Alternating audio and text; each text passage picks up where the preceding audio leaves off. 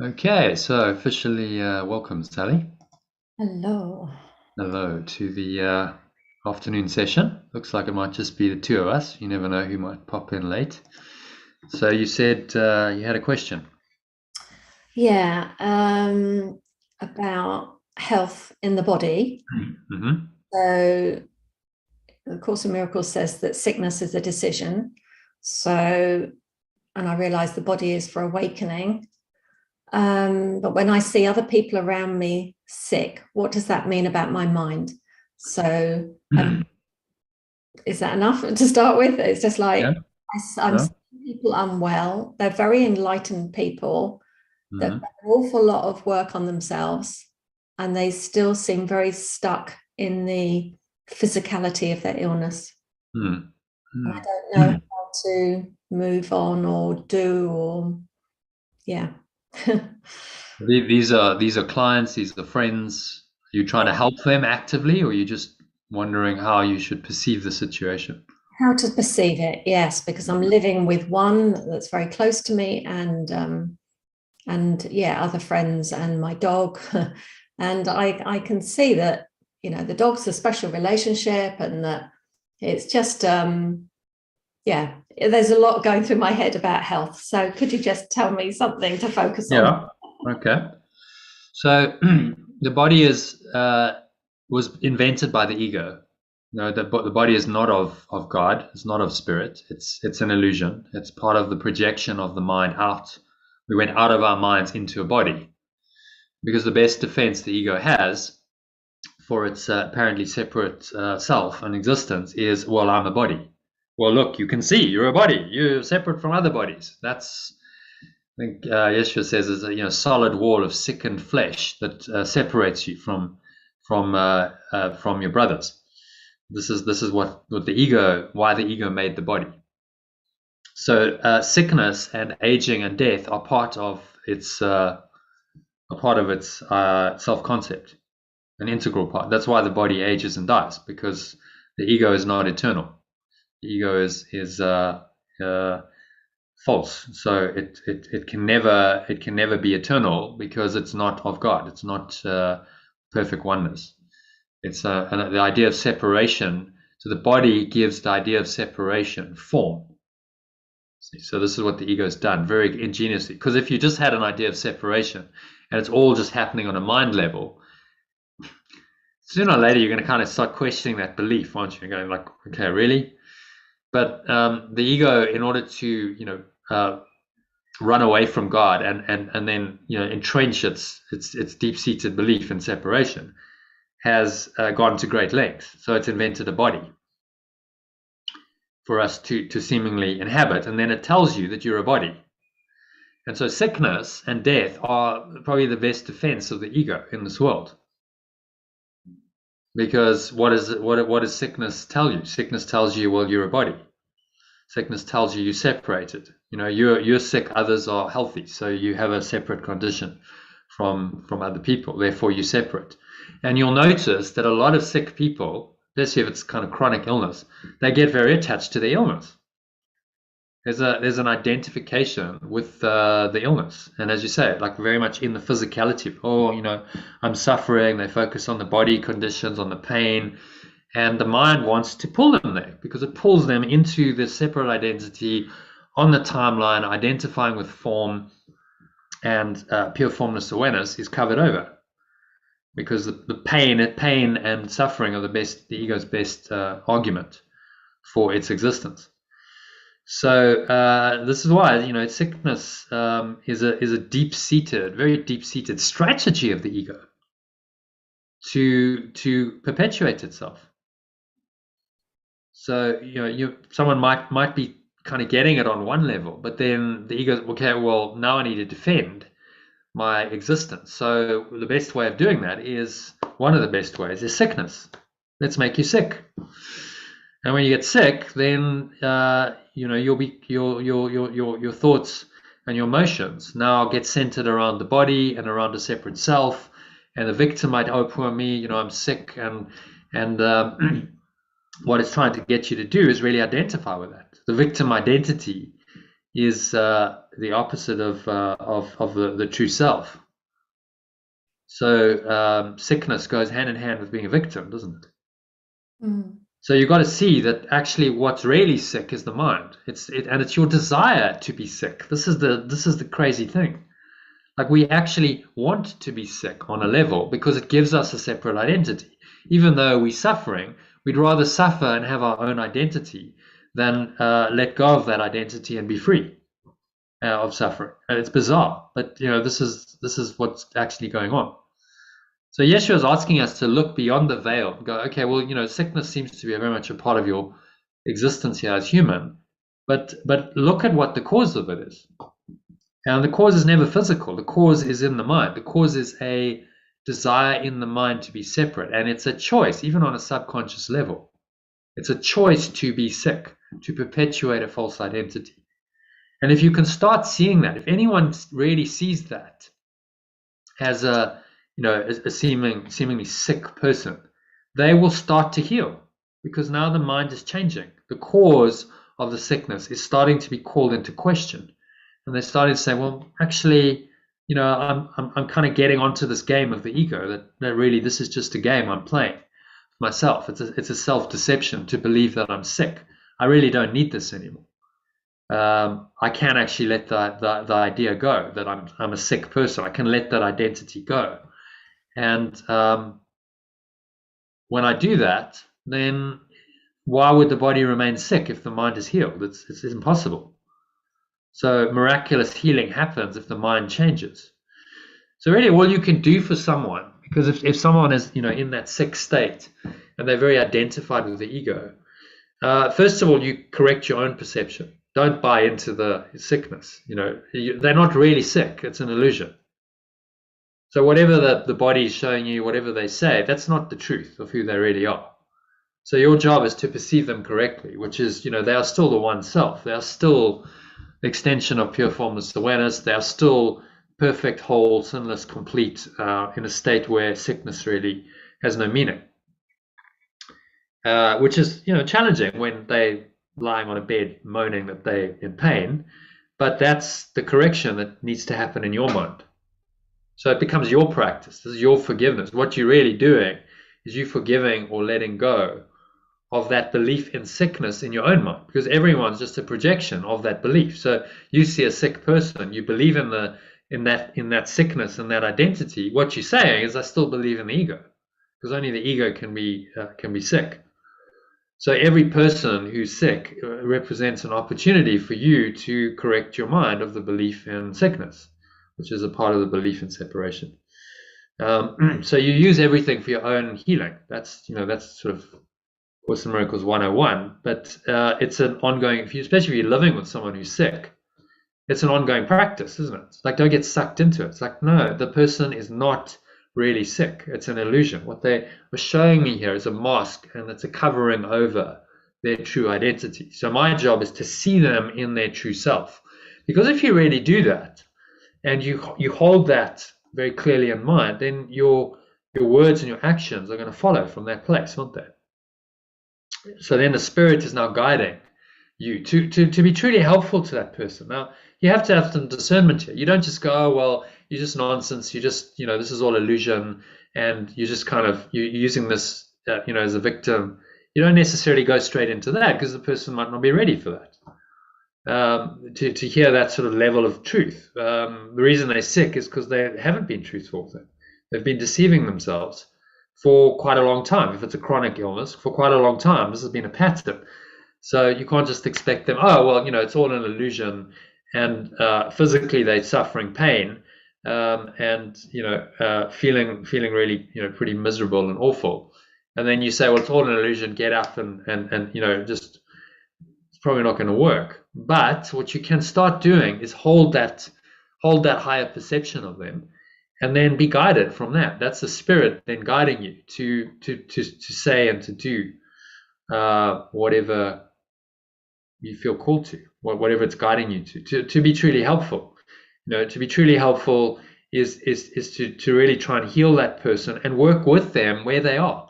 Yeshua even says, he doesn't often make compromises, but he makes a compromise in in the approach to healing. He says sometimes if the person is so invested in their sickness that a temporary device, a temporary healing device, like a physical healing, some kind of magic, whatever that may be, a treatment, a pill, can be appropriate because they're just not ready for like the full miracle of, oh, well, it's all just in your mind, let go of the belief in sickness.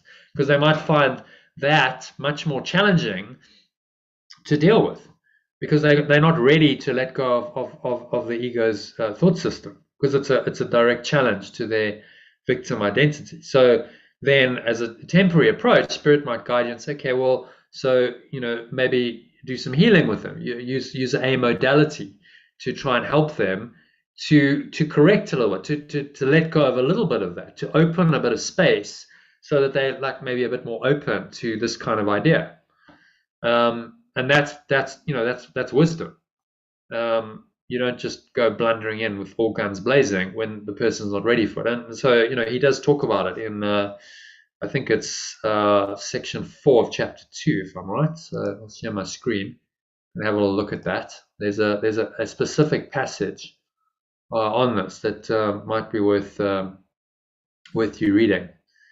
Let's see. So text. Healing is released from fear. Section 4, chapter 2. I think it's about paragraph 6, if I'm right. So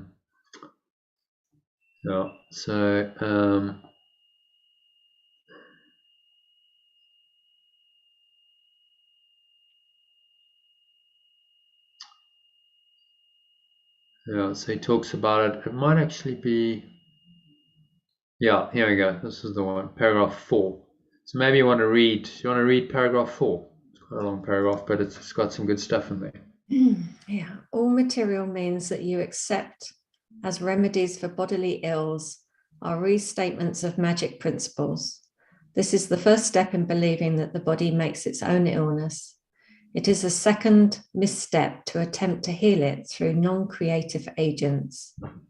It does not follow, however, that the use of such agents for corrective purposes is evil.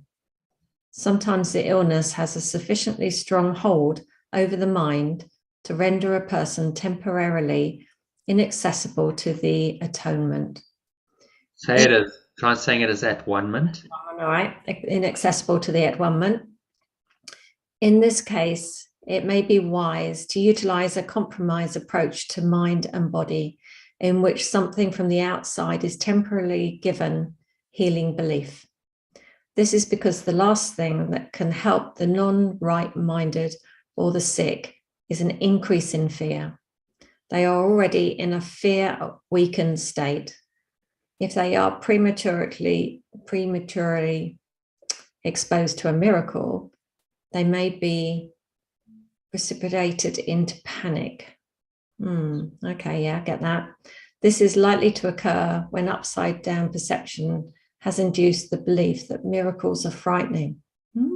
Okay, yeah, I wondered where that passage was. So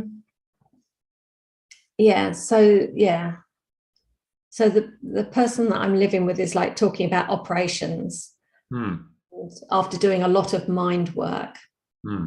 So I must still be in fear and projecting it onto that person in resistance to their healing in some way, which is my healing. Yeah, well, if they feel, so this could be an instance where this is applicable to say, okay, so they're not quite ready to do the whole miraculous healing and just go, well, I can just change my mind and heal. The temporary bit of magic that they think is going to fix the body is the operation. So if that's their belief, then let them do the operation. If that's what they think they need. Then why not let them do that, and then maybe they'll be a bit more accessible to the at-one-ment after that. If the operation still doesn't work, then okay, well, you've got a good case to say, well, look, that still didn't work. But they're obviously not quite ready for this, the full Monty of the miracle. So you need some discernment. Does this exception that he's giving you? He doesn't often do this. This is quite unusual for Yeshua to say, okay, well, I'll give you a little bit of slack here. You can use a compromise approach. Because mostly it's pretty like it's this or that, it's spirit or ego, and you make your choice. But he's saying this in a specific instance where it wouldn't necessarily be helpful to try and force it upon someone. Let's say you say to your friend, no, that operation's completely wrong. You can do this with your mind.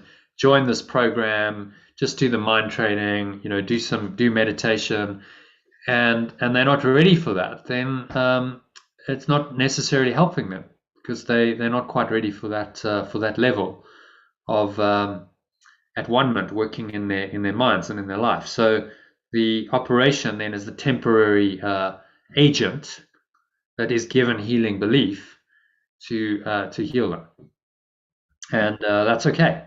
Yeshua's saying, well, if it's appropriate, then in the end, what you got to say, well, what's for the highest good of the person? What is actually going to heal them? Because that's the objective. And sometimes that has a path to play out. It doesn't just happen directly. Direct miracle is actually quite unusual because it requires usually quite an intense shift, a dramatic shift in belief for that to happen. And so that doesn't happen that often, but it can happen.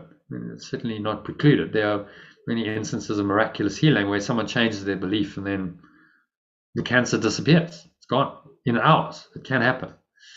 But in this instance, so I'd say just ask for guidance. You've got some guidance here. There's a teaching. Does this teaching apply to the situation or not? Is this the best approach? And let them do their operation and accept that that's going to be part of their healing journey. So it's part of a longer term plan that the Holy Spirit actually has, and you just you go with it or not, or is introducing them to a teaching like this and saying, well, look, if you do the mind training and they're actually open to that, they're ready for that. It sounds like they're not quite, otherwise they wouldn't be.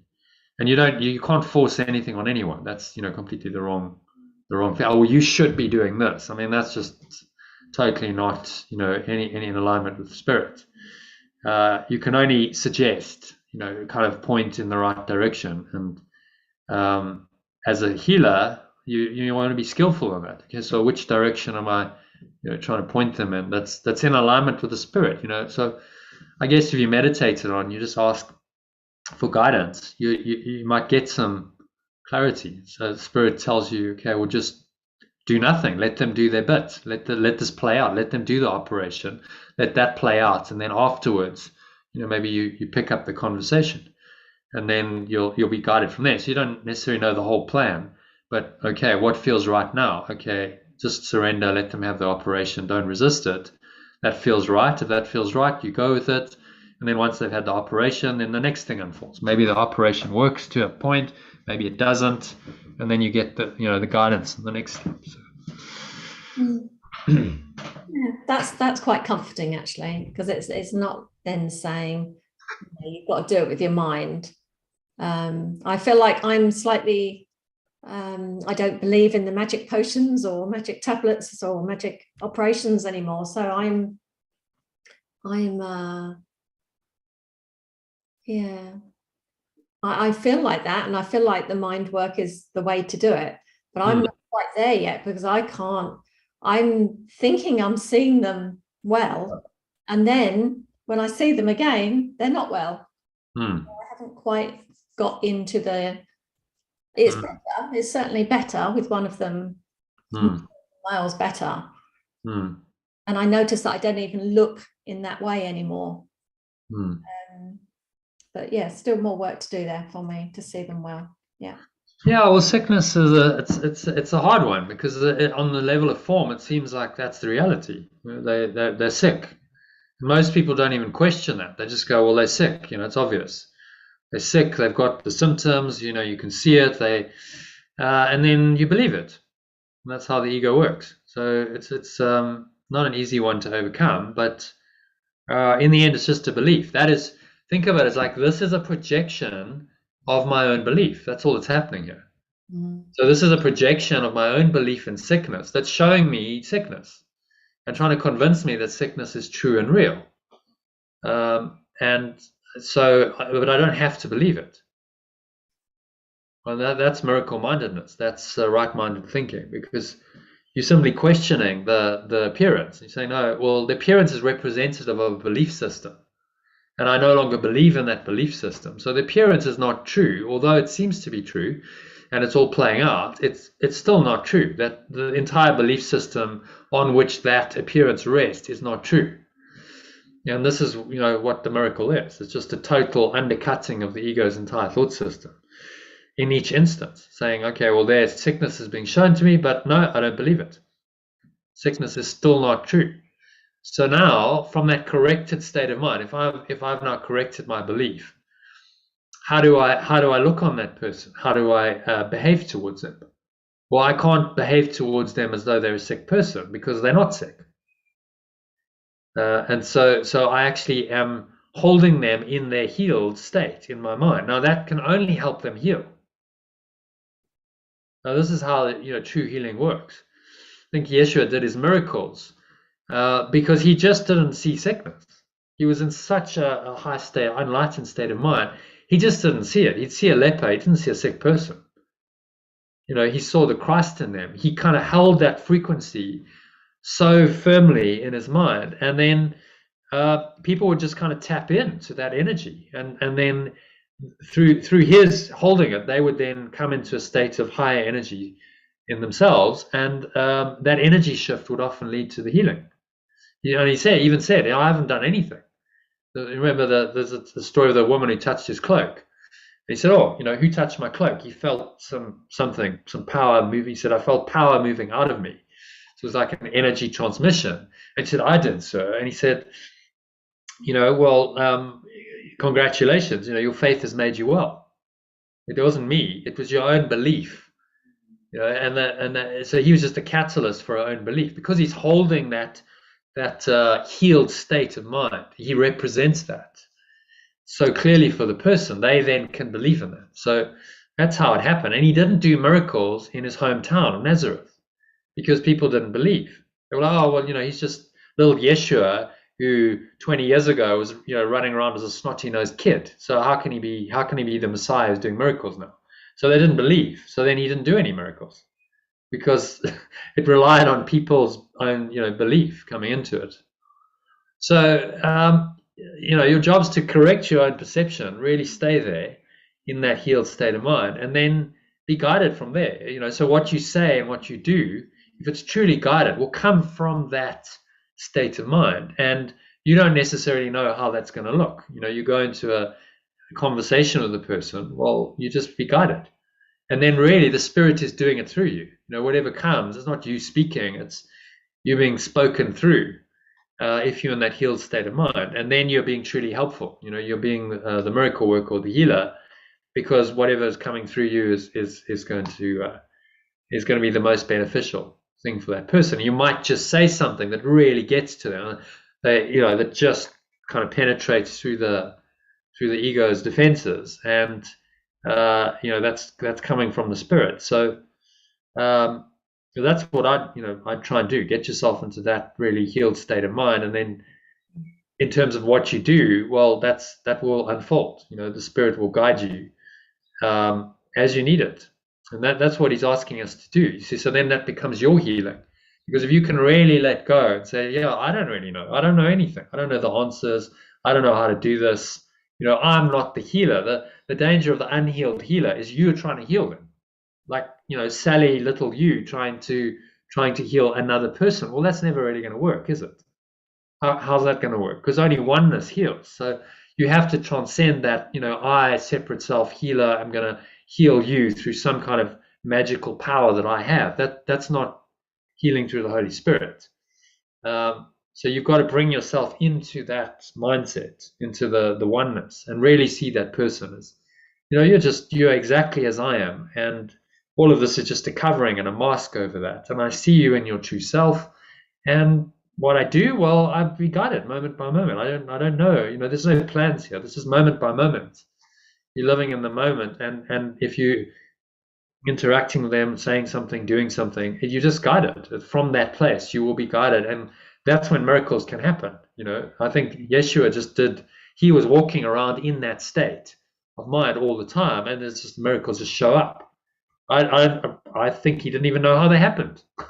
It's like, okay, well, I just show up and I do my thing, and healing happens. Okay, because if you in self-invested, if it was like, okay, well, I've got to now heal you, and there's a leper and the crowds are watching and I'm under pressure, he's not going to be able to do it, is he? So there has to be no self-investment. It's like, okay, well, I'm just showing up in total love and just letting whatever happen.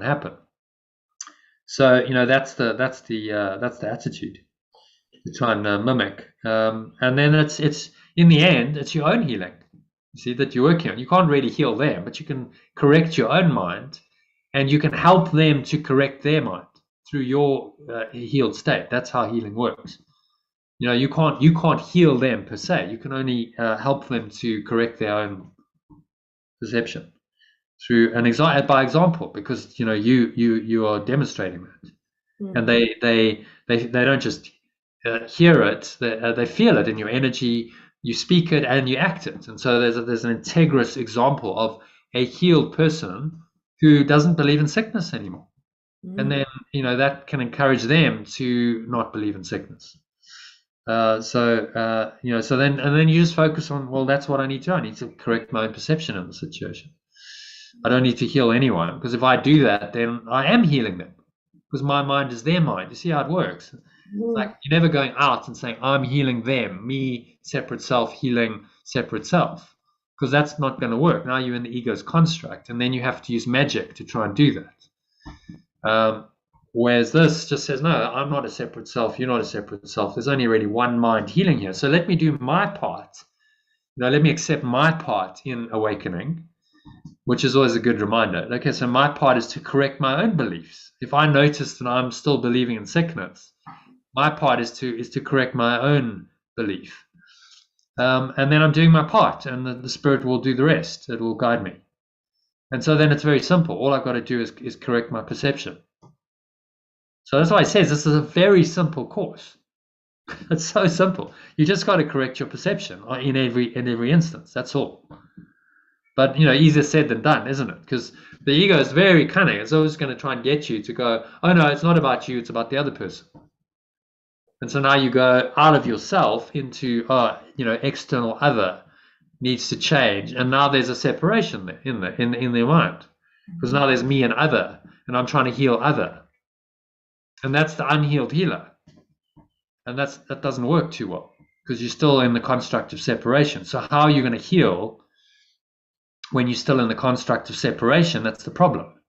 As Einstein said, the significant problems we face cannot be solved at the same level of thinking we were at when we created them.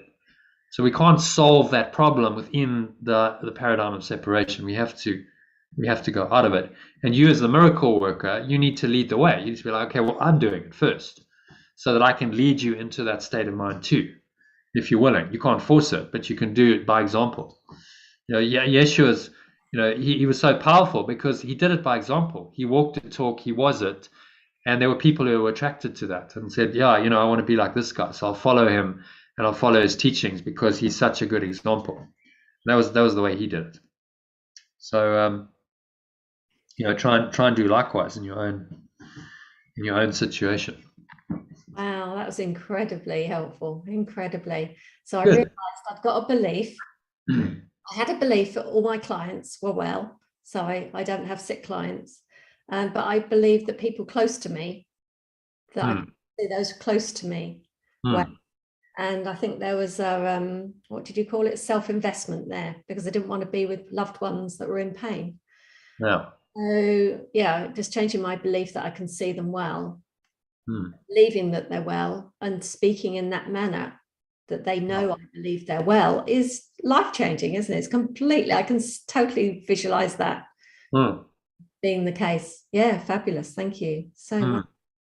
You can just hold to that. It doesn't matter what the ego throws at you. Because probably what will happen is, later today or tomorrow, you'll get an encounter with a very sick person. And there's going to be a temptation to a temptation to believe in that. And you just got to go, no, this is just a projection of a belief. That's all that's happening here. This is the belief in sickness, which is my belief. I did believe in that. And so it's coming into my experience because the ego is trying to say, well, your sickness is still here. Don't forget, forget all this Course in Miracles crap. We don't want any of that. Sickness is true. It's going to try and come back and convince you that it's true. But in that, when it does that, then you get the opportunity to correct it. So that's how it works. It reveals itself, and you go, okay, well, I got a choice here. I don't have to believe in this. I can stay in this high state of mind. I don't have to believe in this. I don't have to allow any of those emotions of pity or, sickness pushes our own buttons because it brings up our own weakness and vulnerability and mortality. Like, what happens if that happens to me, says the ego. So there's fear kind of underlying that. So all of that is part of the ego's belief system. So now that comes up through the sick person. That's a great mirror. Okay, well, there, you're showing me the belief in sickness. But I'm not going to believe it. It's just a mirror. So this mirroring idea, it's really useful. Everything's just a mirror showing you your belief. Isn't that useful to have a mirror showing you directly what your deepest beliefs are in the visual, in your so-called life? And that's really what's happening here. The world is just a mirror of your own beliefs. And so now you can use it either to confirm those beliefs. Oh, well, the mirror is telling me the truth. Or actually the mirror is a lie. This is not true. It's showing me a false belief. And I can recognize the falsity. And I can choose to let it go. And say, I don't want this belief anymore. So none of the appearances, none of the consequences of the appearances. If it's all false, then none of it has any meaning or any reality. So I can just let it go and stay in that pure formless awareness. Stay in that nice, aware, peaceful state, no matter what. Then you've corrected your mind. Then you've done. That's this is how this miraculous process of healing works. You've then, in that instance, corrected your mind. You've taken yourself back into the pure formless awareness, and you can help others to do that too. If you're in that state of mind, then you become an example of someone who has done this, and that they can follow. So you become the way shower, just as Yeshua was our way shower. You need someone to demonstrate by example. You become the way shower out of the state of sickness and victimhood that those people have got themselves into, because that's what they've done. It's a false belief that they believed, and they believed that persistently, and so now they're in this apparent situation where they're sick. Well, you as the way shower can show them out of that by example, which and then you're doing your own healing as well. Mm-hmm. So that's always comes back to, well, what's my perception? How am I thinking about this? How am I feeling about this? Because I can correct that. I can change that.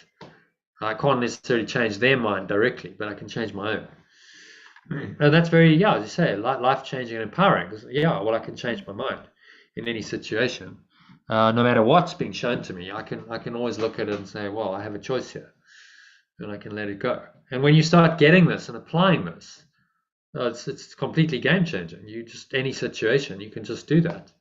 And you get better at it. You go, okay, well, if it's just a projection that's being shown to me, it's not reality. This is just a movie playing out, and the movie is showing me the beliefs. Right now, it's happening in real time. I see the belief in sickness, and underlying that is separation and fear and death. All of that's like right now being shown to me in the mirror, and I get it. Like, I'm not going to buy it. I don't believe the image in the mirror. It's not true. And you get that. You'll have a little laugh almost. You go, oh, okay, I get it. Now you start to get wise to how the ego is working. See, it's like, that's because that's all it's doing all the time. And you have a totally different perspective on life from the egoic perspective. So you're like, okay, well, it's just a movie, just a projection. It's showing me what's false all the time. So I'm just not going to buy what's in the movie. It's just a script playing out. So let me change the script by reinterpreting it in moment by moment. I'm changing the script because I'm bringing the observer of higher awareness into it. And then actually the dream changes because it's all mine. Now the Holy Spirit is coming into the dream and it's now directing things. So that the Holy Spirit becomes the new director of the dream, guiding you in ways of happiness, peace, healing, and so on, rather than perpetuating the dysfunction of the ego. And that's how you do, conscious manifestation. It's not like, oh, I want to manifest this. It's no, I'm just going to correct my perception. That's all I've got to do.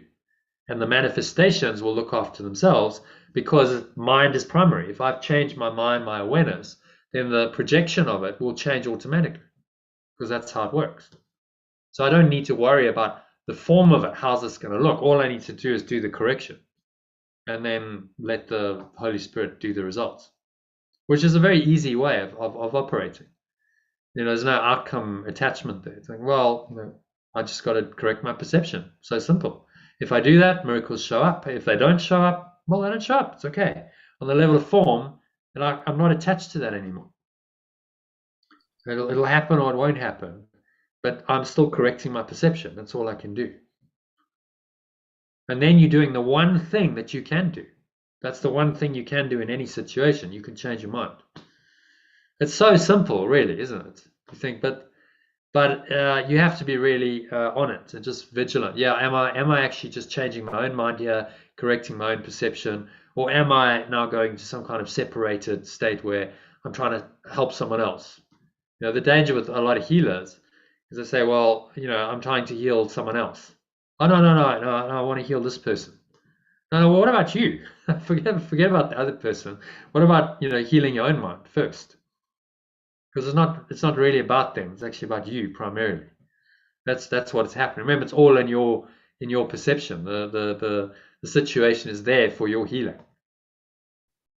So work on that level. Then you take total responsibility for every situation. That's what it means. You're probably familiar with the Ho'oponopono idea. You take total responsibility. Well, that's what it means.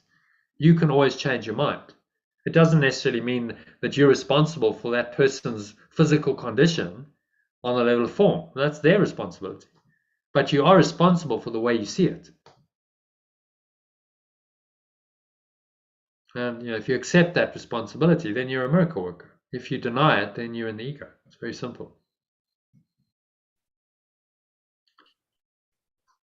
Yeah, exciting stuff. Yeah, as you say, it's game changing. If you really get this, moment by moment as you live your life, you just say, okay, well, that's not true, and that's not true, and I'm not believing in the projections anymore. It's that simple. I just don't buy it, because the ego is trying to suck you in and get you to buy it and go, okay, mentally, psychologically, emotionally, you've bought the program, and now you have the emotional reaction, and it all seems to be very real because you bought the projection. You believed it. And this teaching is simply saying don't, because none of it is true. It's all a projection of the mind, deeper subconscious mind, into a four-dimensional dream of time and space. It's a 4D movie we're in. 3 dimensions of space and time, and that's the construct of the movie. But it's all projected out of the mind onto a screen that seems to be now outside of the mind, and now being able to be perceived by a seemingly separate observer from the dream. And this is the construct of the illusion. This is why it's convincing, because we buy the whole thing. And this training is saying, no, don't buy it. It's a movie. You're in a virtual reality movie. That's what you're in. And the virtual reality movie is showing you the projections of your own beliefs. That's what's going on all the time. So, if you understand that the virtual reality movie can be very helpful, because you go, oh, okay, it's just showing me another false belief. Great. I see that, clock it, that's false, I don't believe in it. You do the correction, and you stay in that peaceful state of pure formless awareness without going into all the ego's interpolations. That's where you want to get to.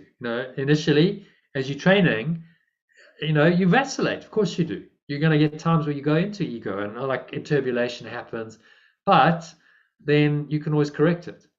So the spirit then says, okay, well, you're feeling a bit interpolated, you're not at peace, so do some mind training, do some correction, you shift it, you release it as you did yesterday, and there's a miracle there. Oh, okay, yeah, I feel better.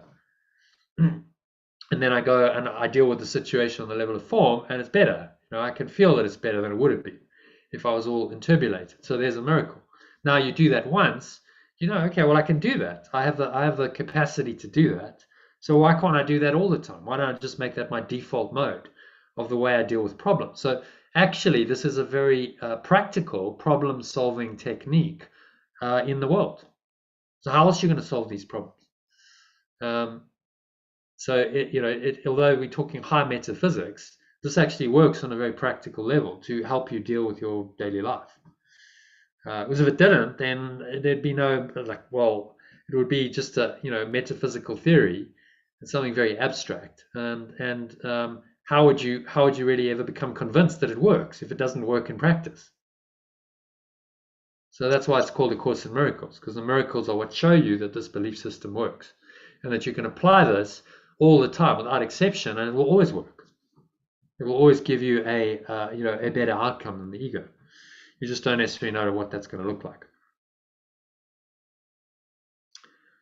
Okay, happy with that. That was quite a long answer to the question, but more than okay. That's just incredible. I did have this kind of miracle about 8 years ago when I realized I was creating all these sick clients, because that's what my model was. That was my role in life, to make people well. So once I realized that and I corrected my thinking and saw my clients well, they all got better. Yeah. It cleared my books completely. And but I hadn't done it with loved ones. There's something about people that was very close to me I hadn't done it with. So you've just tried that absolutely and completely. And I feel really excited about it. Really uplifting. Good. Yeah. And then you'll be helping them to heal. So you never know. There's no order of difficulty in miracles. You correct your perception, they correct theirs, healing happens, and the Holy Spirit's just guiding it all. So I look forward to hearing the miracle stories. Yeah. Please share them. Yeah. So it's always it's always good to see how this works in practice. The more you do see it, you go, well, this actually works. This really is a thought system that works. So why am I resisting it? It works. So let me just use it, and encourage others to do it. That's the benefit of a group, So although we just one-on-one on a call, the beauty of the group is just being shared with 20 people. So 20 other people can access it and hopefully get some insights and learning.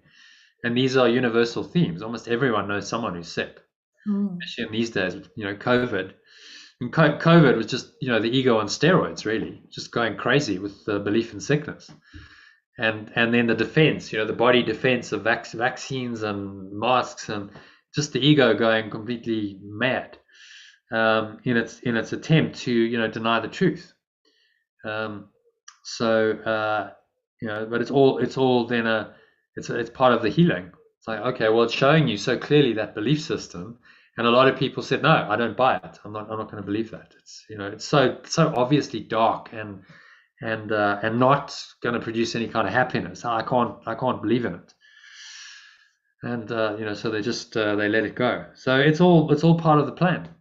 Spirit says, well, it doesn't matter what the ego does, just reinterpret it, and that's how you heal your mind. Okay, so shall we have a quick look at this? Got a little quote from Deepak Chopra, and then we'll go into the lesson and the meditation. Okay. So do you want to read the quote? Is that big enough for you? Do I need to? Bigger would be good. Blow it up a bit. There we go. Is that better? Yeah. Okay. So according to Vedanta, there are only 2 symptoms of enlightenment, just 2 indications that a transformation is taking place within you towards a higher consciousness. The first symptom is that you stop worrying. Things don't bother you anymore. You become light-hearted and full of joy. The second symptom is that you encounter more and more meaningful coincidences in your life, more and more synchronicities. And this accelerates to the point where you actually experience the miraculous. By Deepak. So yeah, I've got a little commentary on that. Interesting. So those are the two symptoms, lack of worry and these coincidences, or as Carl Jung called them, synchronicities. They just start happening. You go, oh wow, actually that happened, and I can see that there was some kind of, more than a coincidence. It's like I'm being directed. Yeah. And then you start to believe it. You say, wow, this is actually working. I can see the effect in my life of the spirit, which is intangible, but I'm seeing its effect. And so that's how we learn. So the miracle, the miracle on the level of form shows us that, our change of mind really does actually have an impact on our experience here. Okay, so if you want to read just read it paragraph by paragraph. There's a couple of paragraphs to get through, and any questions or comments on it at the end of each paragraph. Today's inspirational quote by Deepak Chopra, based on the teachings of Vedanta, one of the 6 schools of Hindu philosophy derived from the Vedas, the most ancient teachings of India, highlights the symptoms of enlightenment, which is just another word for what Yeshua calls salvation in today's workbook lesson. The first, stop there. Yeah, I don't think there's anything particularly there. Just that, these are synonymous. Enlightenment, salvation, awakening, it's all just different pointers to the same process and ultimate destination. The first is a lack of the compulsive worry that characterizes the mental state of so many people. Worry takes our awareness away from the present moment and makes both the past and the future real in our mind. So it attaches you to the timeline the ego has invented and blocks your awareness of eternity, the gateway to which in this world is the now. Okay, does that make sense? Yeah, it's nice not to worry, isn't it? And all worry is doing is it's making the future real and putting you on a timeline of the personal self attached to the character, to what's happening in the dream. That's its entire purpose. I think we all kind of on some level know worry really doesn't achieve anything, but we still do it from time to time. Some people live in a state of perpetual anxiety, and the only purpose of it is to keep you bound up in time. There's a time-bound consciousness. You're a separate self. There's a future, and you're out of the now. If you're worrying, you're not present. You're somewhere with the fairies, thinking about the future, imagining all kinds of possibilities, and that's all just mind stuff. It has no reality. It's just invented by the mind. So it takes you away from the eternal now, because the now is the gateway to eternity. It's the only time. It's not really a time. It's the only state of mind in this world that connects you with eternity. If you're in the past or the future, then eternity is denied, and you're believing in time and space. Okay, happy with that? Yeah, lovely. There's the timeline if you want to have a quick look at that. So the timeline consciousness. So there's an average human life with various dramas going on, and so what the ego is trying to do is get you to attach to the red line. Say I'm a character on the timeline, and all of these events are real. And what if I've had difficulties and disasters in the past? Well, I may well have them in the future, so I better be worried. And you need to prepare and defend yourself, and all of that keeps you very much rooted on this linear timeline from birth to death. And the Holy Spirit is trying to get you to raise your awareness above the timeline. Say, no, I'm just going to go into this. In any instance, I'm going to stay rooted in that presence. And I'm going to then perceive from this corrected state of mind, I perceive the situation differently. So yesterday, example of what you did, you said, no, I'm not going to go into the stress mode of the ego. I'm going to stay with the Course teachings. I'm going to stay in presence. I'm going to find calm. And then I'm going to return from that state of mind, go into the timeline again. So I'm now acting, but I'm acting from this state of mind. This state of mind is directing me. That's the Holy Spirit, remembrance of oneness, that's now directing you because you've done the correction. So you're in that higher state of mind. And then that changes what happens on the timeline. So although this is unmanifest, it manifests through your words and your actions in the world that are guided, and that then will have effects on the timeline. It's gonna start changing your experience and other people's experiences in the dream. So the Holy Spirit, although it's not directly concerned with manifestation, it's concerned with taking you into this state, it will have these indirect effects in the world if you listen to it and you act on it, which then show up as miracles on the level of form. But you don't need to focus. The key thing is not to focus on the miracle. Don't focus on the outcome that you want, because then it's not a miracle anymore. Then you're back in time. In time, you're now looking to the future. It's a future goal, and the ego's got you again. Focus on the correction, taking your mind above the timeline into this always. Go there first, then after a time, it might only be a few seconds, it might be a few minutes, just depends. You come back, you're in a peaceful, corrected state of mind, and then you look at it again, whatever the situation is, and your perception of it will have changed. Your thoughts about it, your words, your actions will change, because that's what, thought drives the behavior and the words. So very simple, again, problem solving. Yeah, you can do this. Some people, oh, this is all woo-woo. How can I solve my problems on the level of form by going into this? Well, if you just stay there, then maybe not. You won't do anything. But this is a path where you're saying go there and then just get the guidance. You'll be guided. Your thoughts and your words will be, and your actions will be guided from this state of mind to then change what's happening on the timeline. And now your experience here starts to change. And that's the happy dream he's talking about. That then unfolds. Eventually you lay the body aside, and your mind you've already done this repeatedly over and over and over again through your life. So at death, you just go, oh, well, zhup, this is very comfortable. I've got this familiar route into pure formless awareness. Nothing scary. I'm just going home. That's all that's happening. I'm laying aside the body finally. It's the final letting go. And I go back into this state. My mind is completely healed. And, that's the ultimate state of heaven that he's leading us to. But we need to have these many, every time you do the corrections, you're opening a little portal to that state.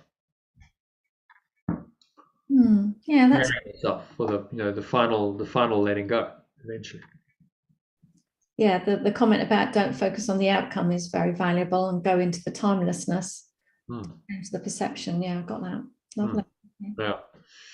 And then that will change your perception. You'll come back and you'll just see it differently, almost automatically, having done that. And then you act, you speak and you act from that place. You're going to take different actions on the timeline, which then changes how that plays out, how the situation plays out, pretty dramatically, because Holy Spirit and ego are completely at odds.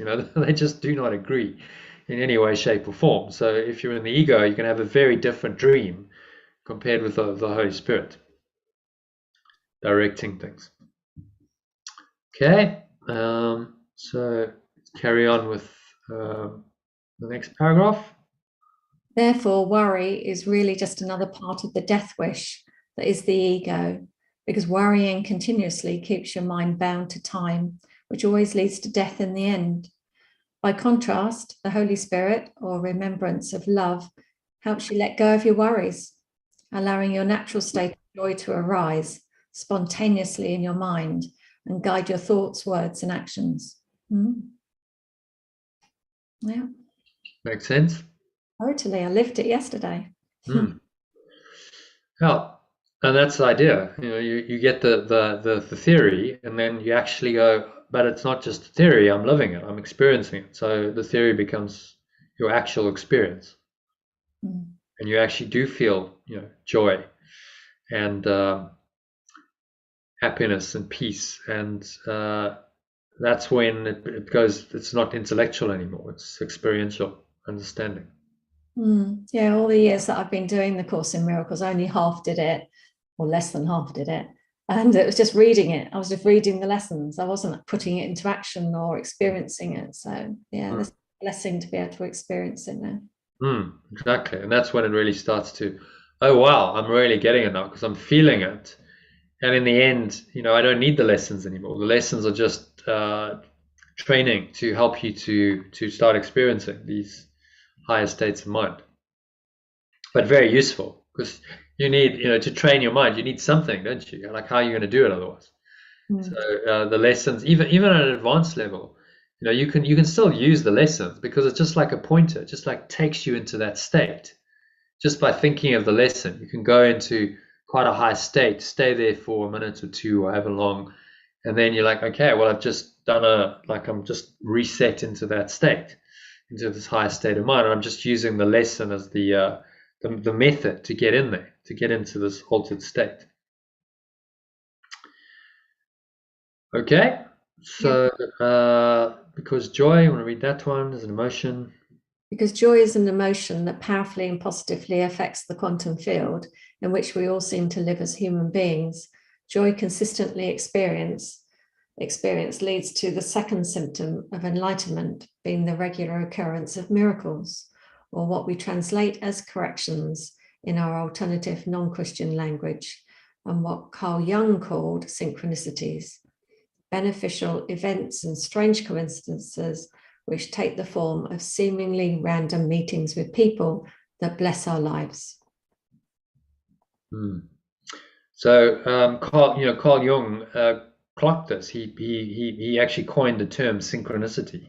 That was his term to describe this sort of miraculous occurrences just seem to happen, and they seem to be beneficial, and you can't really just dismiss them as coincidence. Oh, well, that was just kind of random, because they happen so regularly that you kind of go, well, there's something happening here. I can't just pretend that that's random, kind of random chance. So then you start to see experientially that your mindset has an impact on your experiences. You're thinking certain things, then things show up because you're thinking them. You think of someone and then they phone you the next day. Is that random? Or that happens too often to be random. These kinds of things. So that's showing you really the interconnectedness of things. Synchronicity shows you that actually it's really one mind, seemingly separate, but underlying the seeming separation is this unity that's threading its way through. And that unity principle is creating all these beneficial synchronicities or miracles to help the seemingly individual minds to find their way back to oneness, to merge again. And that's the Holy Spirit's plan. That's the at-one-ment going on. And so now you have a clear direction in life, and the universe has a purpose. This world has a purpose. It is that purpose, and not separation. You can't reconcile the purposes. You can't say, well, the purpose of the world is to be separate, and the purpose of the world is to be one. They are at odds, and you must choose. You must choose between those purposes. Okay, next one. And yet these are not random events, but the result of remembrance of love's guidance, that we can choose to listen or not. Try this quick mind training exercise to help you see this for yourself. Okay, so why don't I guide you through this? It'd be quite nice, because it's a little mind training, and then we'll go into the lesson. I think I'll take you into meditation. We'll meditate on the lesson. We'll come out of it, and then the lesson's very short. There's only those couple of paragraphs. Then we'll just discuss it. We'll do an experiential, just other way around today. How does that sound? Yeah, great. Thank you. Okay. So just making yourself comfortable. Sitting feet shoulder width apart. Back straight. Cup your hands in your lap. Close your eyes. And start off with a nice deep breath in through the nose. So breathing in, noticing how the stomach rises and the chest rises. And the subtle flow of air in through the nostrils. Clenching the sphincter muscle, so you just lock the energy in. Like the energy is drawing up your spine. into your heart center, putting one hand on your heart, connecting with your heart space. Draw the energy up to the crown of your head. Pause at the top of the inhale. So scan your mind.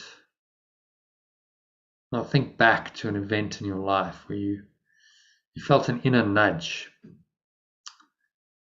just a kind of a persistent call, a nudge, maybe even a persistent call to do something that probably would not have made rational sense at the time. And ask yourself what happened when you listened to this nudge or persistent call. Exhale, you let go. Just open to the experience of, what did that feel like? Maybe you visualize yourself in that situation, see yourself. What was happening? What did you hear? What did you see? What did you touch, taste, feel, experience? What happened when you listened? And my guess is that the situation worked out pretty well for you, in a way that you couldn't necessarily have planned or predicted when you listened to the nudge. So you just listened, you went with it, and then something often unexpected happened, but it was beneficial. So this is one of the hallmarks of a genuine miracle or correction. It happens without your conscious intention or planning. You choose to listen to your intuition, which is just this Holy Spirit or remembrance of love or oneness. It's always guiding you to have experiences that lead you to a greater awareness of oneness or love. So just pause again, take a deep breath. In through the nose, like you are drawing energy up your spine, clench the sphincter muscle, draw it into your heart center. Put one hand on your heart, connecting with your heart space. Now, bring to mind a situation in which you felt another inner nudge or a persistent urge, and you denied it. You didn't listen. Preferring to listen to the voice of so-called reason. Something in you was like, no, don't do this. Do something else. It was your logic saying, no, don't listen to the nudge, and just ask yourself what happened in this situation. So again, get into the feeling of it. What were your thoughts? What were your emotions, body sensations? Who are you with physically? What did you see, feel, touch, taste, hear? What was your experience? Exhale. And just briefly, as you exhale, just drop into that experience. So it all go to the nothingness that it really is.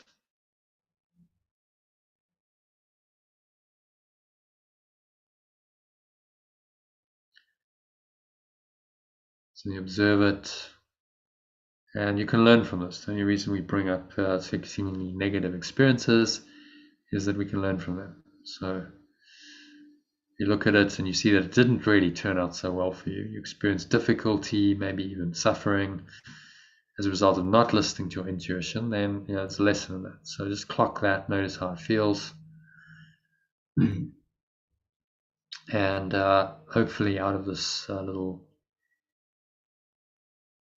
mind training exercise, you can come to the realization that actually your intuition always serves you.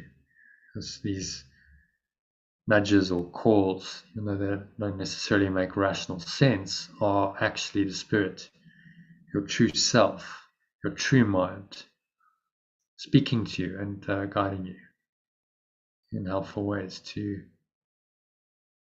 help you to atone, to help you to go back to your true state, which is being one with perfect oneness, the pure formless awareness of perfect oneness. So it's a very beneficent force taking you in the right direction. So why wouldn't you listen to it? Well, because we still want to believe that we're somehow in control, that the ego, the belief in separation and our separate selves can somehow manage this life, this world, this life that we've created. And Truth is, we can't. We absolutely cannot predict the future. It's very uncertain. And so if we try and manage it through the ego, we go into fear, contraction, controlling, limitation, limited awareness, rather than the light of true awareness, which is simply letting go to the spirit and letting it direct your thoughts, words, and actions. So brings us to today's workbook lesson. So again, take another nice deep breath in through the nose, breathing in. Notice how the stomach pushes out, chest rises, clenching the sphincter muscle to lock the energy in, just drawing the energy up the spine into your heart center.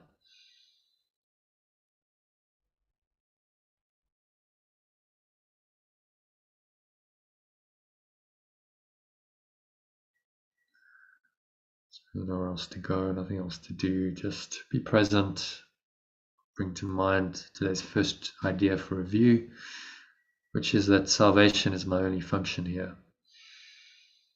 Or if you prefer the translation, awakening is my only function here. So my only function is to awaken from the dream of time and space, to awaken from the dream of being a separate self, the dream of sickness and suffering and death, and awaken to the true reality of perfect oneness, perfect peace, love, joy, happiness forever, for all eternity.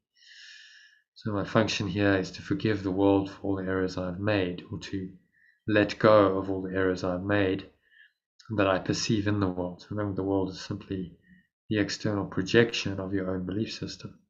So your job becomes to let go of all the errors, irrespective. So exhale, let go of these errors, however they show up, thoughts, emotions, sensations, blowing them away. Imagine you blowing them away like dark clouds, just leaving your mind, the breeze of your breath, the Holy Breath. It's been called the Holy Spirit, that allows you to blow these clouds away, and then you just rest for a few moments in the peace and the stillness. This is how you are released from all your errors with all the world. Simple process of accepting your function, which is to let go of all errors, accept the enlightenment for yourself, releases you from all errors. Not sometime in the past or the future, right now. So sense of just sinking into this timeless state, this pure formless awareness of perfect love, we call it. Just a state of mind, a state of being.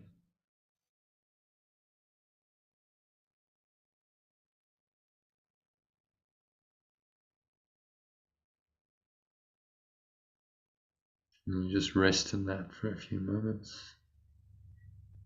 Observe how you're feeling, very peaceful, very calm, very relaxed.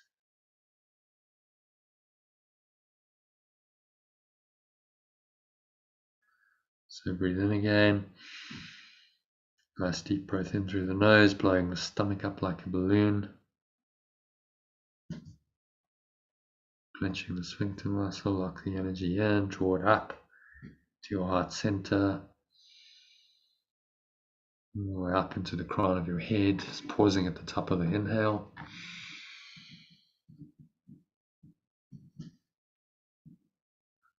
So bring to mind the second idea for review, which is that my part is essential to God's plan for salvation.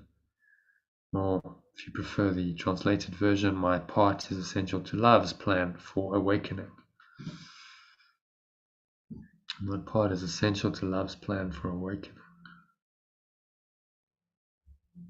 Breathe in on the truth of that. Imagine you breathing in this loving presence into every pore, every cell, every muscle of your body, every fiber of your being is accepting this true part, your true purpose, which is awakening. So I'm essential to the plan of perfect love for the awakening of the world. Essential to the plan of God for the salvation of the world. The way to say that. For God gave me his plan that I might save the world. For perfect love gave me its plan to help me to let go of the world. So that's really what saving the world means. You just let go of it. So exhale, just do that now. Just releasing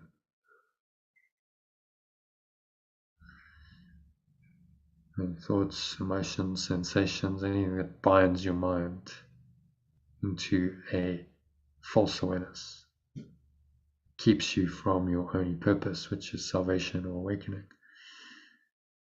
Just imagine you blowing it away like a dark cloud, leaving you, going to the nothingness that it really is. It's going, gone,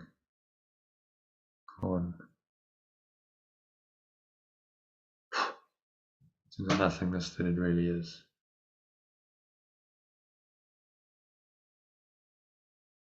So letting it all go, surrendering it all.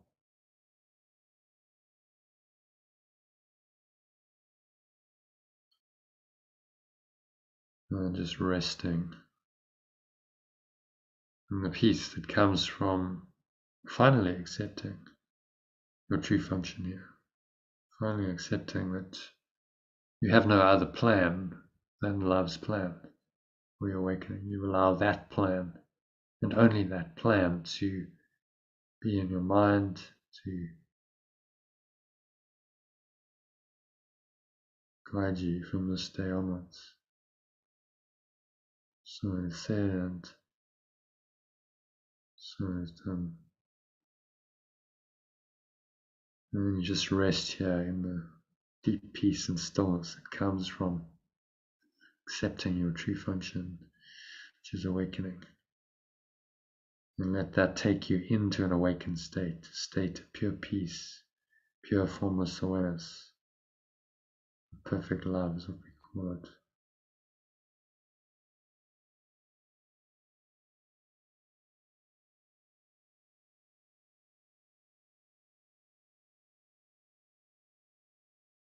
Nowhere else to go, nothing else to do, nothing else to think about. Just drop into the sacred space, holy place in your mind of pure formless awareness where you are already whole, complete. You are awakened in that place.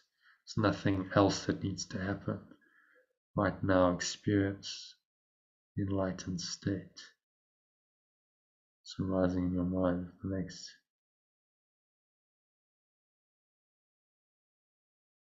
couple of minutes of deep silence.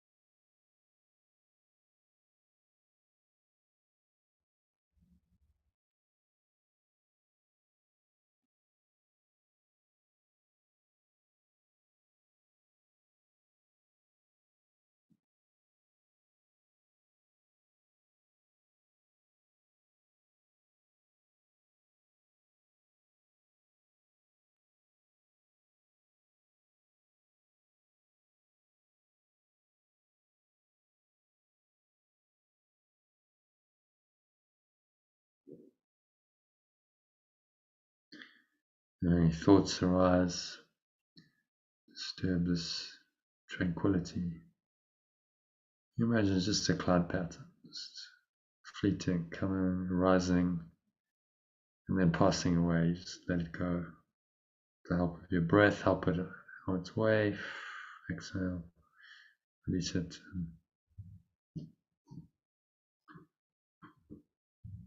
Sinking inwards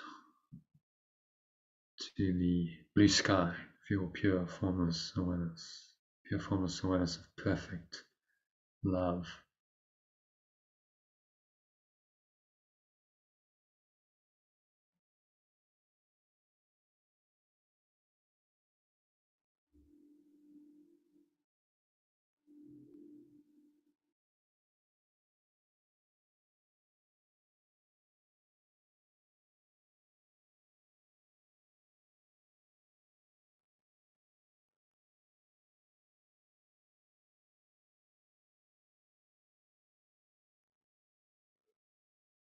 Nowhere else to go, nothing else to do. Just surrender into this awareness.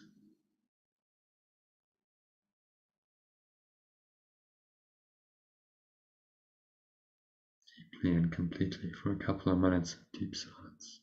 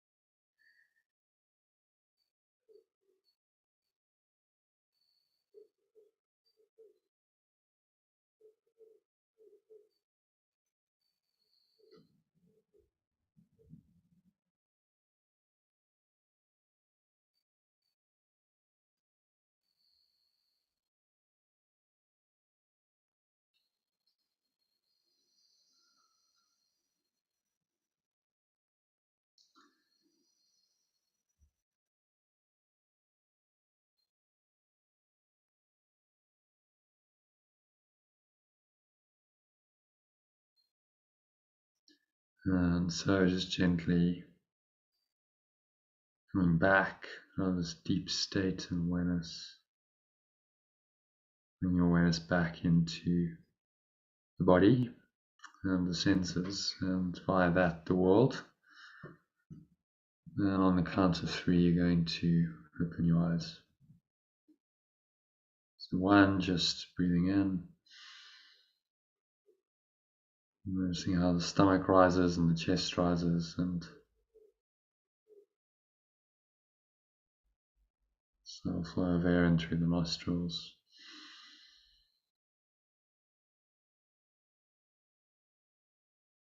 Pausing at the top of the inhale. Check in, scan your mind, notice any thoughts, any emotions, any sensations going on in the body. If there's anything that's at all negative, disturbing, just observe it casually and remind yourself that awakening is my only function in the situation, and my part is essential to love's plan for awakening, so I need to play it. I need to do what love would do, which is to interpret it differently, interpret it through the eyes of love only. So I exhale, and you exhale and just blow it out to the nothingness that it really is. So you're letting it all go, surrendering it all, letting the clouds away and resting momentarily in the blue sky of your true awareness. So notice how the air flows out of your mouth, chest and the stomach suck back in. Notice the weight of your body pressing down into the chair, feet touching the ground.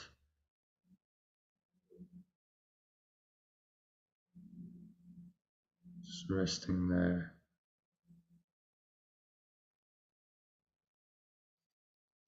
It's a delicious peace. So anchor this peaceful state in. Even while you come back into sensory awareness, sense perceptions, this peace remains. This is being in the world but not of the world. Peace that passes all understanding. So you're going to stay anchored to that for the rest of the afternoon and evening. So it is said, so it is done. So on the count of 2, just breathing in again, noticing. As you breathe in, the smell in your nose, perhaps there's a taste in your mouth. Notice that. Notice what you're hearing. Surrounding environment. Notice what you're feeling and touching with your hands, rest of your body.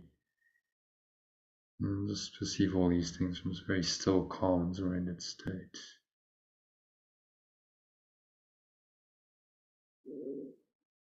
So, nothing else to do, nowhere else to go, just remain rooted in this awareness the rest of the afternoon and evening. So it is said, so it is done. And on the count of 3, you can open your eyes. Just take a minute to look around, reorient yourself, ground yourself back. So noticing what you're seeing, feeling, notice the weight of your body again.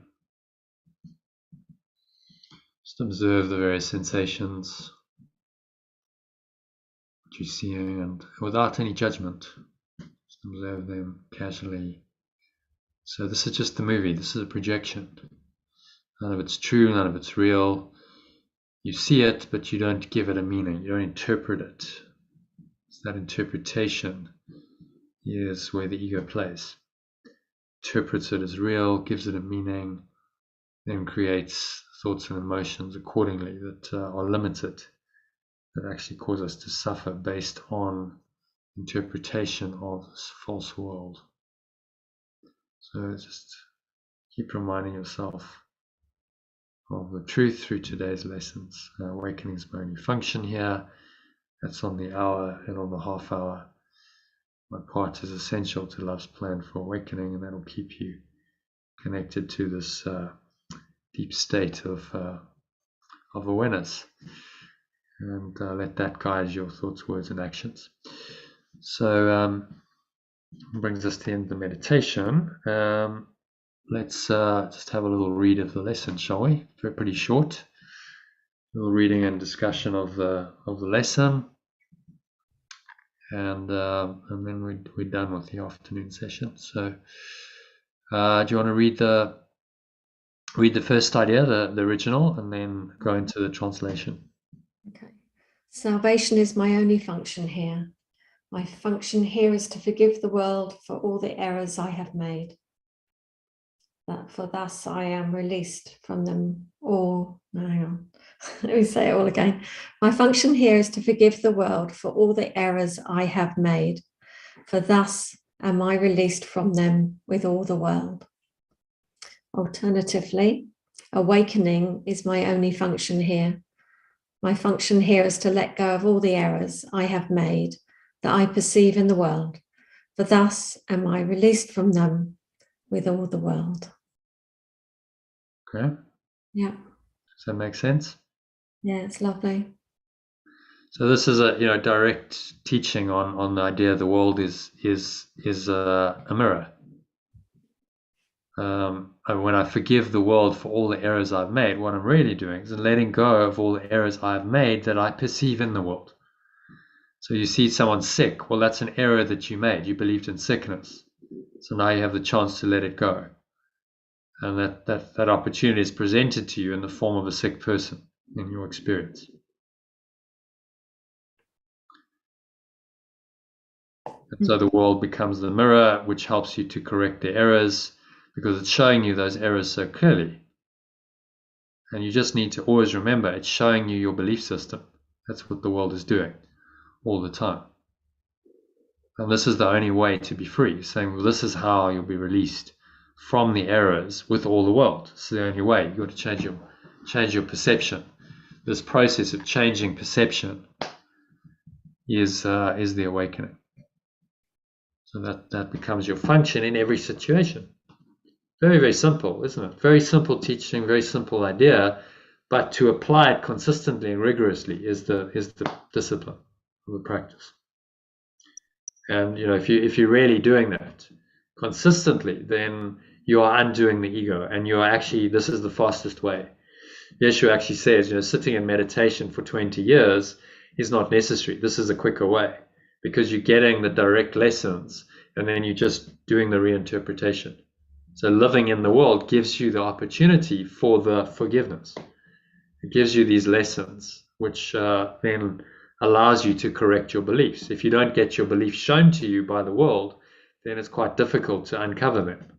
You could sit in 20 years in meditation and still not have hit a core belief that's resident there in your subconscious. And then you come out of your 20-year meditation into the world, and almost certainly it's going to trigger you.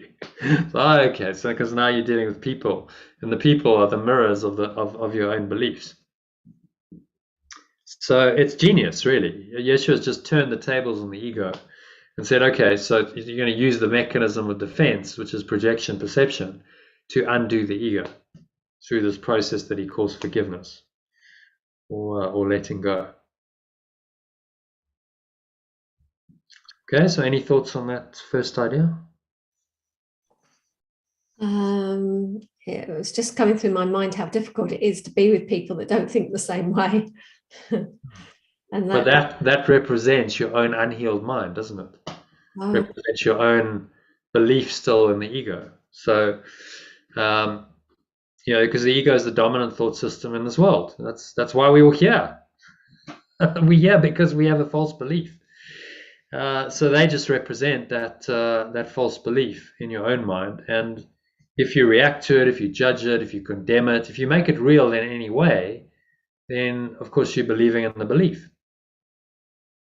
And so the forgiveness, the letting go, somebody says don't believe in it in any way, shape, or form. So don't react to them. Don't give it any power, because it's just false. What has false really doesn't have any power at all. So don't give it that power. And this is the mind training. This is the vigilance. In a world based on a false belief, you have to be quite vigilant of the truth, very vigilant, because the falsity is showing up everywhere. Just you perceiving a room around you, a body you're seemingly talking to, is a false perception. That's not really true. So right now, what seems to be true isn't really true. Actually, in truth, what's happening is two seemingly separate minds are coming together as one in the search for truth, and uniting in that common intention. And that's then the healing of the mind. See? So that's actually what's really happening. The level of form is always just the surface, and it's either used by the ego to cover over the truth, or the Holy Spirit uses it to reveal the truth. That's what's going on. So deceptively simple, isn't it? Yeah. So I was just thinking about my brother, who doesn't seem to have the same belief systems as me. Mm. And so we've just drifted and don't really see each other. Mm. There's no upset or anything. There's no story to why we don't see each other. It's just that we don't seem to connect on the same level. Mm. It's not So a resonance. You don't, if you don't believe in the same, if you believe in opposite ideas, it's very difficult to find any common ground. There's no connection because, as Yeshua tells us over and over, the Holy Spirit, the remembrance of oneness, and the ego, being the belief in separation, just don't agree on anything. They fundamentally disagree on everything. The way they perceive everything is going to be opposite. So how do you relate to someone? Well, you can just correct your perception, you can heal your mind, you can say, I'm not going to believe in this. But on a practical level, you're not really necessarily going to have much to talk about. So that's fine. You just, because he's your biological brother, actually means nothing. Truth. That's the special relationship we're born into.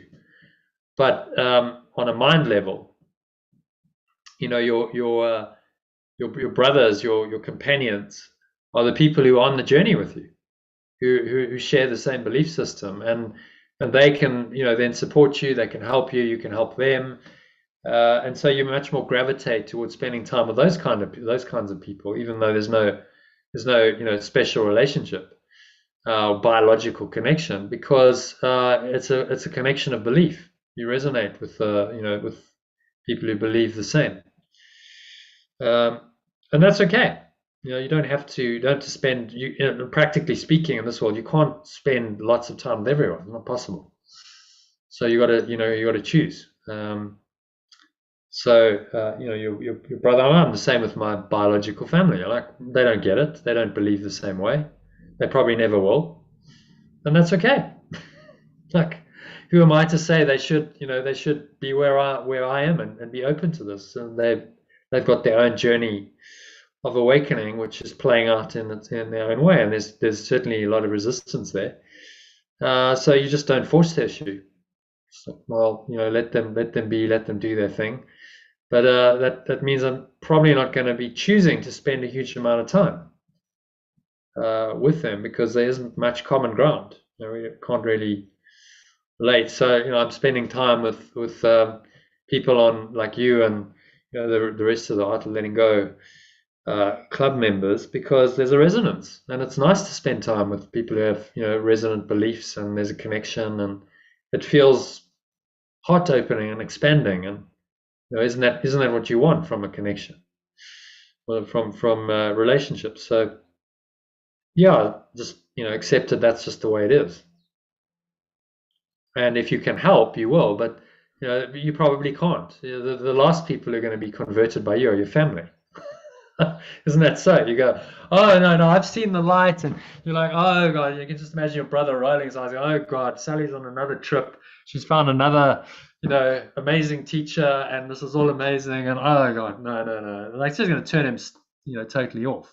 He'll think you're into some weird cult or something. So, what can you do? Just people are open, or they're not, but you just live your life. The way you feel guided to, and then you'll be guided to meet the right people and connect with the right people and spend time with people who are going to serve you in your awakening. If awakening is your only function, I mean, it's a pretty direct teaching. Awakening is your only function here. There's no other function. Your sole goal here is to correct your mind, correct your beliefs, heal your mind, correct your perceptions through this miraculous process, and ultimately escape. You escape time and space. That's your only purpose here. So all of the other seeming purposes of family and good relationships and friendships and reciprocity, which we covered, if you remember, in lesson 76, yeah, that's not your function. That's not really why you're here. So don't let them distract you. You're not here to foster special relationships with whoever, brothers, sisters, aunts, uncles, parents. Actually here to awaken, and that's your only function, and you really accept that, then the Spirit's going to direct you accordingly in the only function. And that might mean that on the level of form, family go, oh, what's happened to Sally? She's gone all weird. Because if your function is not awakening, your function is to live as an ego in the world and believe in separation, then of course you're going to think that's weird. It's completely at odds with what you believe. But that path that they're walking leads nowhere. Where's it going? You believe in an ego, you believe in separation. Well, this is where it's going. You're heading along the timeline through a series of upsets and dramas and disasters to death. That's where you're going. So good luck with that. You know, if that's what they choose, then really good luck with that. But you are making a better choice. You're saying, no, you know, I've done this before. Like something in me knows that that's really not going to work to ever bring me happiness or peace of mind. So I need to make another choice. And it's my choice. No one can make that for me. Okay, so happy with that first one. Awakening is my only function. It's really a huge commitment to say, you know, this is the purpose of my life, is to awaken, and all other purposes, you know, I must let go of. None of those really matter. To actually live that out is the challenge. It's not always easy, but you can do it. You know, but you might have to do some letting go, and then your life rearranges a bit, and that can look like, oh, I'm losing things like relationships and connections and so on. But it's just part of rearranging the furniture to really serve this one purpose of awakening that you've now accepted as your only purpose. Mm. Okay, so next one. My part is essential to God's plan for salvation. I'm essential to the plan of God for the salvation of the world, for he gave me his plan that I might save the world. Alternatively, my part is essential to love's plan for awakening. I'm essential to the plan of perfect love for the awakening of the world, for perfect love gave me its plan to help me let go of the world. Yeah, definitely the translated part feels always so much softer. It feels more loving. Just more kind of accessible, kind of opening, because that's all the words are for, to open you into the feeling, into the state.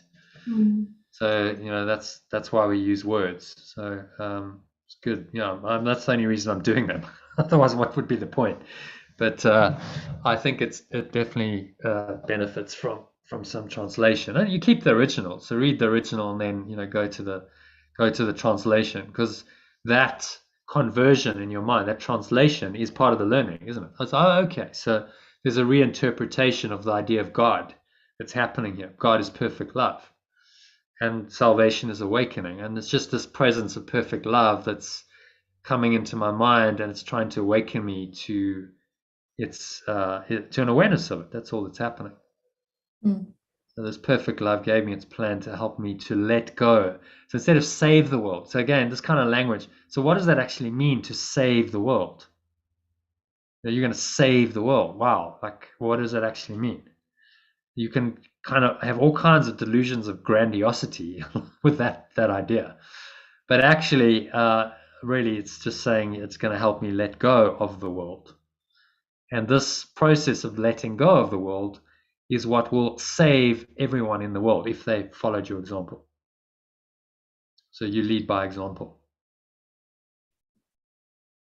So perfect love just gives you this plan of forgiveness, or you know, radical forgiveness, radical letting go, to help me let go of the world, and free my mind from my attachment to this false construct that I've invented that keeps my mind in chains.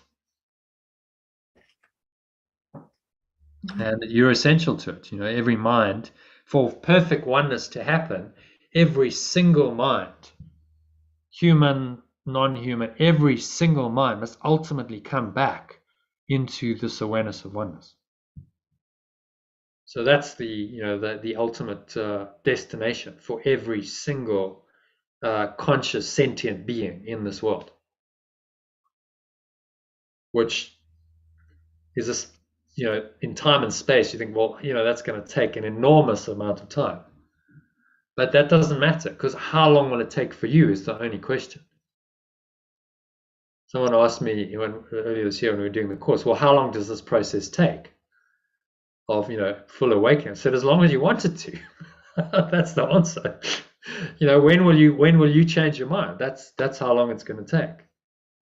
So it could take, a few years, it could take many lifetimes, depending on how willing you are to accept the truth.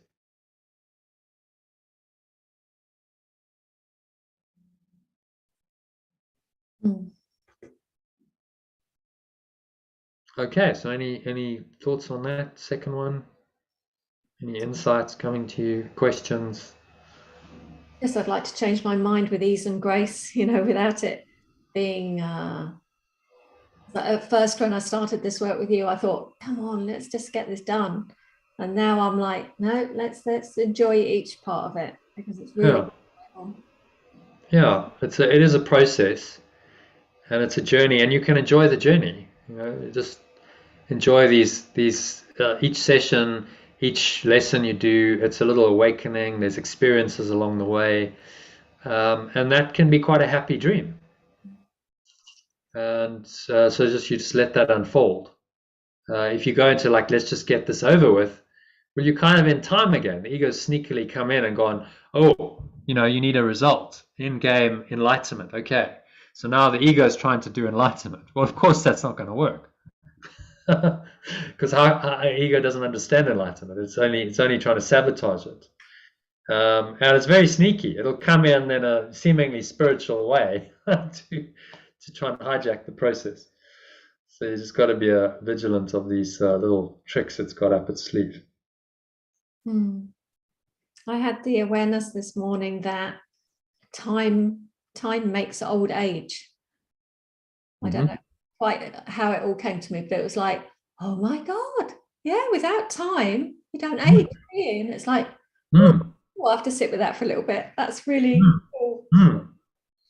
So, the way the fountain of eternal youth lies in this eternal present moment. This is the fountain of eternal youth, the elixir, the philosopher's stone. There's various names for it in different traditions, but they're all looking for this. What's the secret of immortality? Well, it's to be completely present in the now and not time bound, not in past or future, because then your mind is free, and really you don't have to age like other people do. I'm really 50, so I don't look like 50. I don't look like most people look at 50. I don't look it, but that's a product of many years of mind training, mindset. I live mostly in the present moment, and so why would you age then if you don't believe in time? It's just a belief. Then the body responds accordingly. Apparently in Tibet and places like this, there are people who have lived hundreds of years. They just don't age like we age in the West. They can go on for hundreds of years in a quite a youthful, vigorous state, because they don't have that belief system, and they also don't have all of the toxic habits that go with that belief system. So all the toxicity of Western lifestyle, the poor diet and lack of exercise and like watching all kinds of rubbish on TV, all of that ages you. The mind is just, and so you see if people are really like in that mindset, they do tend to age quite, and you see it. And if you're not, you have a kind of timeless state. Even if the body is like getting a bit older, you see people who are quite enlightened, and in their 70s, 80s, there's a light shining through. It's like, well, they actually still look quite young. There's a radiance shining through them. It's not that, really, if people are really in the ego, old age is not kind to them. It's not a pretty it's not a pretty thing, the ego and aging, is it? So you just do this work, and you stay in the the timeless, ageless state, and eventually you'll let go of the body. Everyone dies in the end. The body is laid aside, but it's not really a big deal. Well, whatever. It's just a laying aside of the body, and it's actually in the end welcome. You'll just go, I'm ready to I'm ready to do this without sickness, without old age, without, why does it have to be that way? It doesn't. There's a way to die very consciously. I think the great master, they just like lay their body aside. It's like, okay, I'm done with this. So time to go. They lay their body aside. There's no drama, no fuss, no suffering, and they choose. They'll say, yeah, okay, I'm going now. And the old disciples are like, oh, you're going. So have you learned, like Ramana said to his disciples, they're freaking out because he's dying of cancer, apparently. He's going like, have you learned nothing from all the teaching, all these years? Like, I'm not really going anywhere. I can't die. Like, I'm the eternal self. So I'm always there. I'm just not physical anymore. So, let go of your attachment to the physical, because that's not who I am. I am the self that you are. So I'm always with you. I can never be apart from you, because I'm not a body. It kind of brings us full circle back to where we started. Mm. A body. Yeah, I wonder why you chose to get cancer. Fascinating. Did you have cancer? No, not me. Oh, Ramana. Yeah. Who knows? People say, well, you said enlightened. How could he get cancer? Well, who says? Yeah, the cancer was in his body, but he just sat in his normal state of bliss. He was in moksha all the time, so it's not really a trouble. He's just like, well, okay, the body's dying. This is my way out, I guess. The way I lay my body aside, it's got to go some way or another. So he probably just went, okay, it's my time. I'm not going to fight it. I'm just going to allow this, the cancer to take its course in the body, but my mind is untroubled by any of it. It's not really affected. So you compare that to all the drama we have over cancer in the West. Oh my goodness, cancer, and you got to fight cancer. It's like, really? Why are you holding on to a body? Why don't you just let it go? And if you let go of the identification with it, if your body heals, then it's not your time. Your body heals and you stay around for longer. You've got some more lessons to learn. If your body dies, well, then that's your exit. No drama, no fuss, no bother. You don't have to go through all of you look at the really barbarity of the treatments we have, the chemo and like the pain they put people through to save a life. I mean, you're just like, is that really worth it? In the end, like so much suffering to prolong life for what, another year or two, or really, it's a twisted thought system, and of course a big financial. It's like, okay, so let's get as much money from this person at the end of their life, empty their bank account, and put it all into the medical system. So, whereas more conscious way, just like, okay, well, it's my time. I'll do this work. I'll heal my mind, and if the body heals, and if it doesn't, then it's my time, and it's okay. Death is, I don't know. We got a weird Western society, a weird idea about death, haven't we? No one's really come to terms with it, so we don't really like discussing it. We kind of, although it happens all the time and it's going to happen to everyone, it's kind of, oh no, we don't like to talk about that. So really, what you're denying then is the opening into the eternal dimension beyond time and space, by denying death and trying to pretend it's not there. Ram Dass did a lot of work with that, didn't he? He present a lot with people as they were dying, and it's a beautiful place to be when somebody's passing. Yeah, and you can have because it's an opening into that other dimension. If you're present with them, you can get a sense of that opening. My wife had an experience when her dog, who was her faithful companion, they'd spend a lot of time together, going on long walks and so on, and they all have to go at some point. So a couple of years ago, 3 years ago now, 2019, Ella passed away, and she was there, and she was put down, and she said it was just such a sense of peace. She said, I just had this amazing peace that came over me, and that state lasted for a couple of days, because there was an opening. She went into that peace. It was a letting go. She was in a lot of pain and suffering. There was a letting go, and then an opening into this peaceful dimension. And because she was connected to her, because of the strong bond they had, she felt it. And so that was an opening into that dimension for her as well. So why would you fear peace? And Ram Dass also said he had a guy called Emil, who apparently said, just tell everyone that dying is completely safe. There's really nothing to worry about. It's completely safe. So why are you stressing? Why are you worried? Why are you fearing this? When it's completely safe, you're just going back into your true state, which is incorporeal. And it's going to feel very freeing and very enlightening. And anyone who's had a near-death experience, they'll tell you that. It's just like, it's really nice. There's really nothing to be scared of. The only thing that's going to stop that is if you have fear. If you fear that experience, then it's obviously going to block your experience of this light. But there's really nothing to be scared of. So if there's no fear of death, what's your fear then? Death's apparently the worst thing that can happen to you in this world. Like, well, what's there really to fear then? Nothing. And the whole illusion of fear just goes, just pop the bubble, and when it comes, it comes. You don't seek it, and you don't avoid it. That's part of the practice. You don't seek it, you don't avoid it. It's like, okay, when it happens, it happens. It's part of the flow of life, and I'm not going to seek it. I'm not going to avoid it. I will be here as long as it's my time to be here, and I'll be happy while I'm here. That's the happy dream. It's really, really simple. But it takes some correction, doesn't it? Some of these ideas and beliefs just need to be looked at and gone, okay, no, that's not really serving me. My belief about death isn't serving me, so I'm going to let it go, and just be open to this, a new idea, much gentler. When death comes, and it's fine. It's just a laying aside of a body, which was never real in the first place. So why am I attached to the unreal? I can't really, grief is just our attachment to the unreal. That's all it is.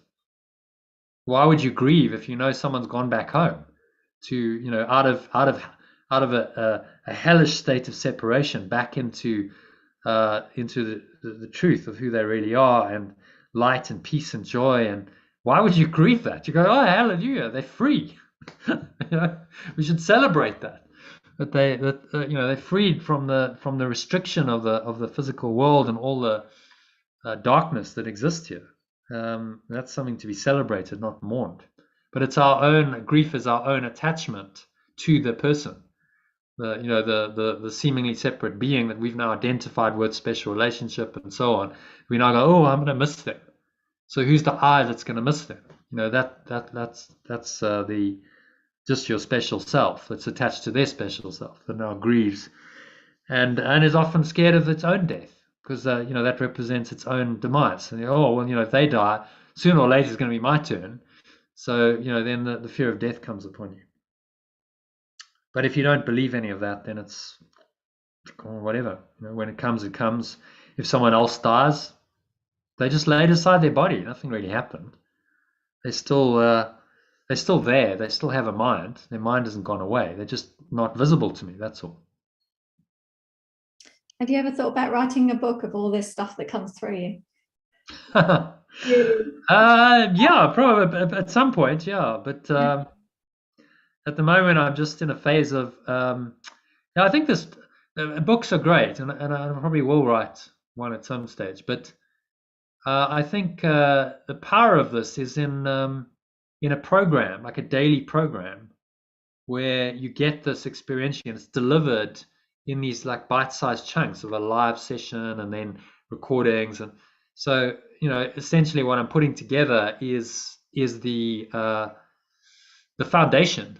And then if I write a book, it'll be like, okay, that triggers your interest. If you're interested, join the program and really go deeper into this. Because too often you read a book and then that's it. You read a book and you read a book, and okay, you got something from the book, and then you put it aside and you read another one and you read another one. And I kind of felt like, well, what's needed is a program, a mind training program that is actually, because the purpose of reading any book is to awaken you.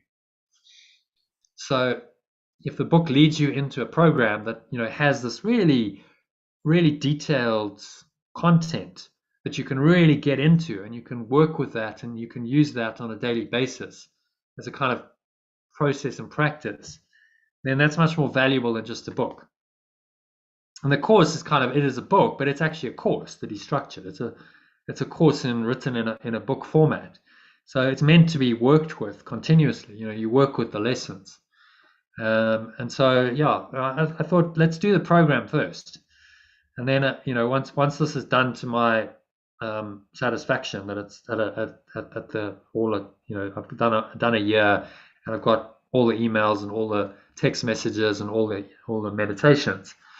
If I wrote a book, someone can then plug into something that can really take them on a journey into the ultimate truth. So the book is not just the book's a teaser really into okay, if you're interested and this grabs you, then there's a whole immersion process that's there, and so it's almost like creating another. This is given the multimedia world we live in, this is like another form of a book, isn't it? But it's just multimedia, because you've got words, but you've also got images, and you've got audio, and you've got video, and so it's working on many levels to train the mind. That's what it's all about. So I'll get there. There's a few books I have in mind, but right now I'm like, okay, we'll just do this, because there's no way I've got time to do a book as well. So all in good time, but in a year's time, this work that I've done now, like these emails you get, I can pretty much just resend them, because they're at a good enough standard. I always try and improve it, but so there'll be less time, and then I can maybe take some of that time and allocate it into doing a book. So I've kind of started. I've got a few chapters, but I just never finished. Anyway, I think that brings us to the end of the session. Sally, anything else to share? That's lovely. Thank you so. Yeah.